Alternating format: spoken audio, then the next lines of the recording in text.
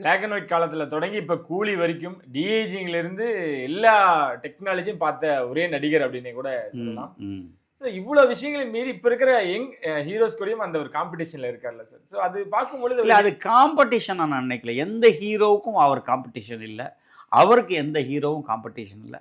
அவர் வந்து என் வழி தனி வழின்னு அவர் ஏற்கனவே ஒரு படத்தில் சொல்லி, அது மாதிரி அவருடைய ரூட்டே தனி, அவருடைய ட்ராக்கே தனி. இதுதான் ஜெயிலர் முழுதும் இந்த விமர்சனம் சிலது வச்சாங்க, எப்படி இந்த படம்லாம் அப்படின்ற மாதிரியான விஷயங்கள். அது 650 கோடி இன்னும் யாரும் நம்பாமையே கூட இருக்காங்க. வேட்டையின் வரும் பொழுதும் ஒரு நெகட்டிவ் விமர்சனம்.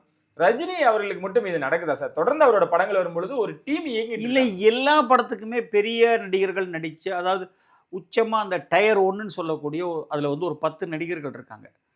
ரஜினி சார், கமல் சார், விஜய், அஜித், தம்பி தனுஷ், அதுக்கப்புறம் சூர்யா, சிவகார்த்திகேயன், கார்த்தி, விஜய் சேதுபதி, இந்த மாதிரி ஒரு 10 பேர், சிம்பு, இது மாதிரி ஒரு 10 பேர் இருக்காங்க.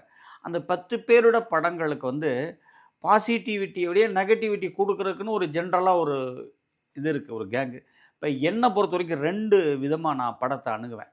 படம் நல்லா இருக்கா நல்லா இல்லையா அப்படிங்கிறது என்னுடைய தனிப்பட்ட கருத்து.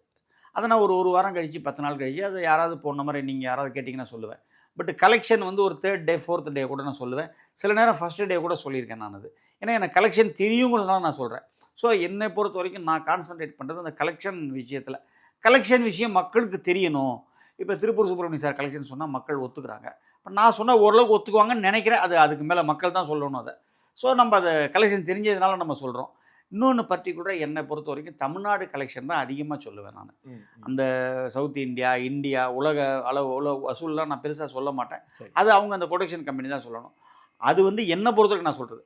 பட் ஆனால் இந்த ரிவ்யூஸுங்கிறது நான் ஆரம்பத்துலேருந்து சொல்லிகிட்டு இருக்கேன்.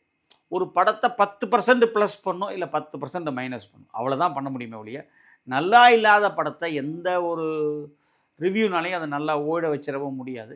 நல்லா இருக்கிற படத்தை வந்து கெடுத்துடவும் முடியாது. அது வந்து என்னுடைய தனிப்பட்ட ஒரு அனுபவம். அதை நான் உணர்ந்து பார்த்துருக்கேன்.